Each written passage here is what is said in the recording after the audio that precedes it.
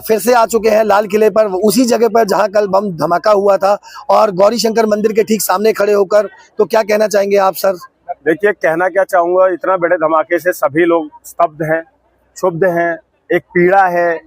कई लोगों की जानें गई है, कई लोग अभी भी जिंदगी और मौत से जूझ रहे हैं अस्पताल के अंदर में।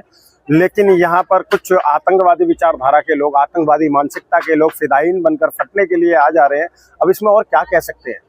आप सोच कर देखिए कि लोग पता नहीं क्यों अपने मुंह में दही जमा कर बैठे हुए हैं, बोलने से डर रहे हैं। लेकिन बहुत क्लियर है कि ये जो आतंकी हमला हुआ है, इसके अंदर में भी जो कड़ियां आप जोड़ रहे हो, यहाँ से लेके गुजरात तक, पुलवामा तक जुड़ रही हैं। जो गाड़ी इस्तेमाल हुई है उसके तार पुलवामा तक जुड़ रहे हैं।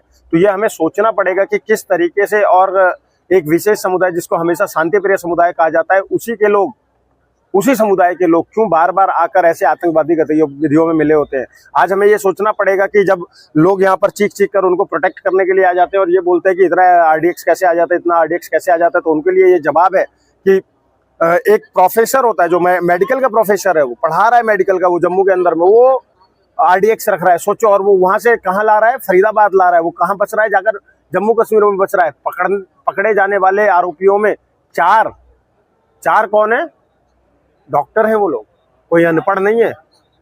अब आप एक बार बताइए, ये प्रोफेसर बनेंगे तो योजना बनाएंगे, डॉक्टर बनेंगे तो आरडीएक्स जुटाएंगे, अमोनियम नाइट्रेट जुटाएंगे, इंजीनियर बनेंगे तो कुछ ना कुछ वो कर, मतलब कोई कहीं तो छोड़े ये लोग यार। लेकिन आपने सुना होगा कि कई बार कहा जाता है कि मतलब एक मजहब को ही टारगेट किया जाता है जब भी आतंकवादी कोई गतिविधियां होती है, कोई घटनाएं होती है। तो उसके लिए क्या कहना चाहेंगे? देखो, किसी को कोई शौक नहीं है किसी मजहब को टारगेट करने का, बट अगर जिस आतंकी, आप देश के अंदर में एक नहीं, तमाम ऐसे बम धमाके या तमाम ऐसे दंगे, चाहे जो भी होता है देश के अंदर में, चाहे पुलवामा हो, चाहे उरी हो, चाहे पहलगाम हो, चाहे आज दिल्ली हो, चाहे इससे पहले दिल्ली के दंगे हुए हो, हल्द्वानी की घटना हो, बरेली की घटना हो, देश के अंदर में छोड़ो, दुनिया में, यूरोपियन कंट्रीज में कहीं पर भी आप देखते हो तो एक ही समुदाय के लोग क्यों मिलते हैं? मुझे ये प्रश्न क्यों नहीं पूछता कोई।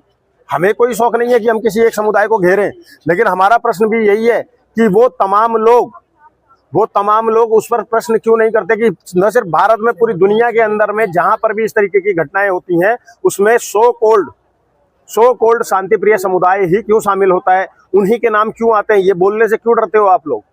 मैं तो खुलकर बोल रहा हूँ। जब से ये घटना हुई है, मतलब आप सोच कर देखिए कि मैं अगर ये फील कर रहा हूँ कि मुझे रात को नींद नहीं आई है, मैं इतनी पीड़ा में हूँ, तो जिनका परिवार के चले गए, उनके बेचारों के चीथड़े अलग अलग थे, बॉडियां सकेरनी पड़ी हैं। आप सोच कर देखिए कितने लोग वहाँ अस्पताल के अंदर में हैं। ये पीड़ा समझ में नहीं आ रही है आपको? सर, ये भी कहा जा रहा है